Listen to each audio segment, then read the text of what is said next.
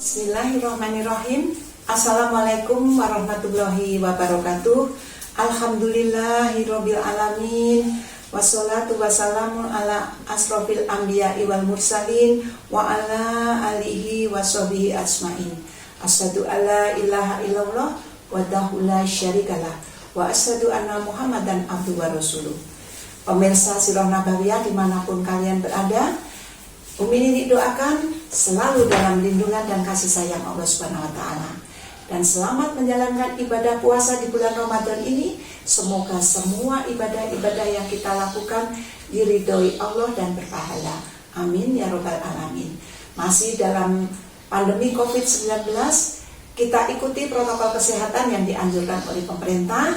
Apabila kita keluar rumah, 5M, memakai masker, mencuci tangan dengan sabun, menjaga jarak, menghindari kerumunan, dan mengurangi mobilitas. Ditambah dengan olahraga, makan yang cukup supaya sehat. Kita mulai bab yang 97. Allahumma sholli ala sayyidina Muhammad wa ala ali sayyidina Muhammad. Kaum muslimin sudah mulai tergiur dengan harta. Kemarin melakukan kesalahan yang fatal.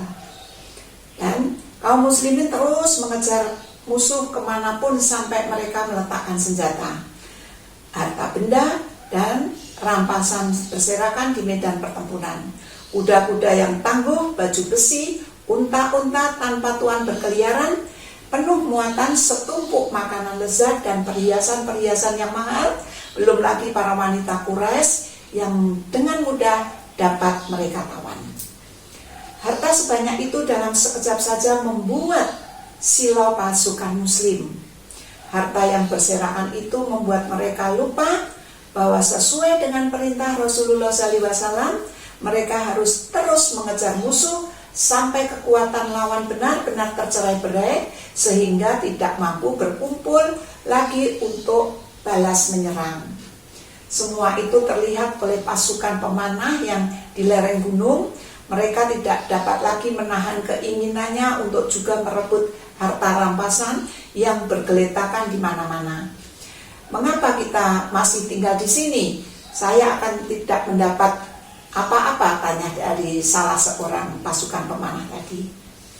Allah telah menghancurkan musuh kita. Mereka saudara-saudara kita juga sudah berebut markas musuh. Sudah bisa merebut markas musuh, maksudnya kesana jugalah kita ikut mengambil rampasan itu. Namun salah seorang dari mereka pasukan pemanah membentak, bukanlah Rasulullah SAW sudah berpesan, jangan meninggalkan tempat kita ini, sekalipun kami diserang, janganlah kami dibantu. Bukanlah demikian, kata beliau. Rasulullah SAW tidak menghendaki kita tinggal di sini terus-menerus setelah Allah menghancurkan kaum musyrik itu. Abdullah bin Jubair maju untuk menengahi perdebatan itu. Ia berpidato agar mereka itu tidak melanggar perintah Rasulullah SAW. Akan tetapi ada sebagian besar pasukannya tidak mau patuh. Mereka pun kemudian turun dari lereng gunung itu yang masih tinggi itu, yang masih tinggal hanya beberapa orang saja.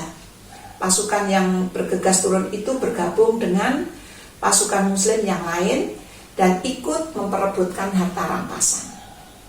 Jadi sebagian besar pasukan panah sekarang sudah melupakan disiplin karena tergiur dan silau dengan harta yang berserakan. Mereka lupa kalau disiplin dan keimanan yang membuat mereka mampu memukul musuh. Kini mereka tengah melupakan iman dan memperebutkan harta dunia. Kesempatan ini tidak disia-siakan oleh seorang pemimpin Quraisy yang terkenal lihai dan gagah. Bencana bagi kaum muslimin.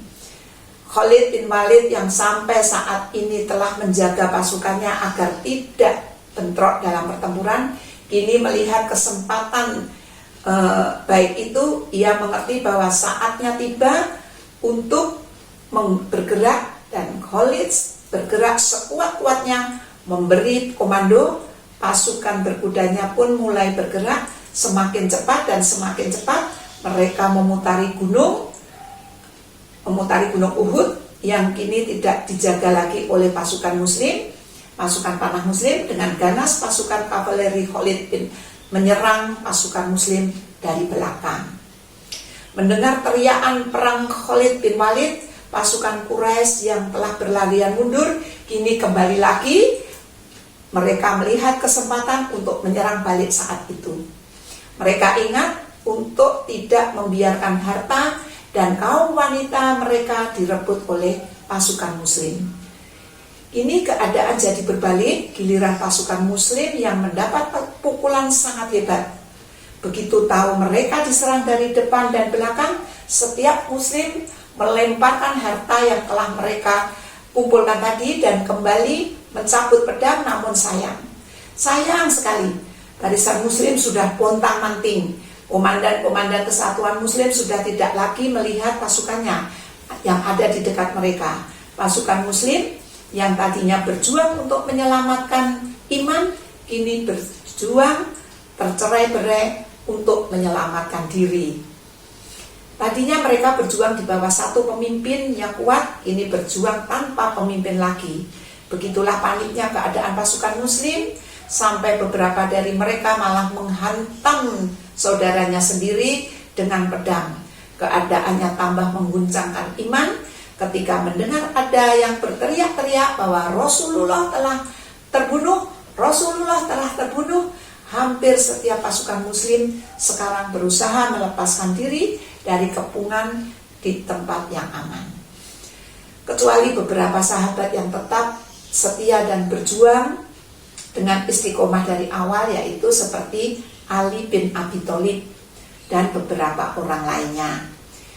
Dari di kemudian hari, Khalid bin Walid akan masuk Islam pada zaman Abu Bakar. Pada saat terjadi pemberontakan di mana-mana, Abu Bakar mengangkat Khalid menjadi panglima dan seraya berkata, "Aku pernah mendengar Rasulullah SAW bersabda bahwa sebaik-baik hamba Allah dan kawan sepergaulan ialah Khalid bin Walid, sebilah pedang di antara pedang-pedang Allah yang ditembuskan kepada orang-orang kafir dan munafik." Sambung, kita bertemu lagi esok, dan jangan lupa selalu melihat Sirah Nabawiyah yang dibawakan oleh Umi Nini. Namun apabila ada tutur kata dan nama yang disebut Umi Nini keliru, mohon bisa dimaafkan. Billahi taufiq wal hidayah. Wassalamualaikum warahmatullahi wabarakatuh.